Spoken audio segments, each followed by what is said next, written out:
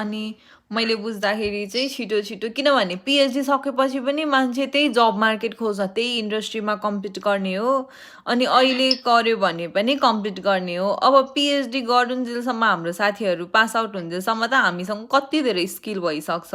ल उनीहरू हाम्रो कम्पिटिसनमा आए पनि एक्सपिरियन्स वाइज त हामी कति हो कति अगाडि हुन्छौँ तिनीहरूलाई एउटा चिजको मात्रै नलेज हुन्छ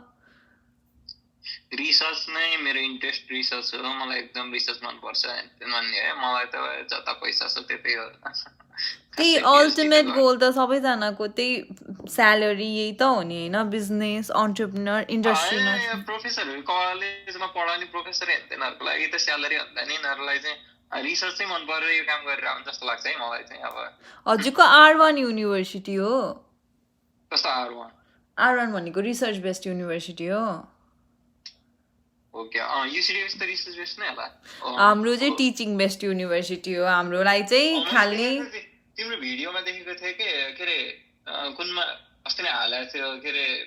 यो युनिभर्सिटी चाहिँ म क्लास मात्र लिने हो मैले रिसर्च गर्नु पर्दैन भनेर हालेको म पढ्न मात्र खोज्छु भन्ने भए चाहिँ मोस्ट वेलकम तर आउनु पर्दैन के भन्थ्यो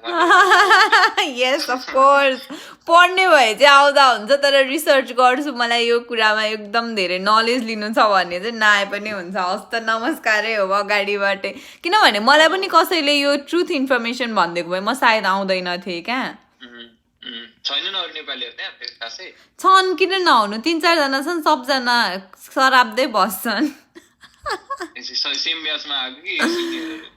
2 जना चाहिँ पहिला आइसकेछ 1-2 जना चाहिँ सेम ब्याच आइसकेछ अब नेपालको मान्छेहरूलाई भन्यो भने नि पत्याउँदैन नि त आउन अनि दुःख पाउन्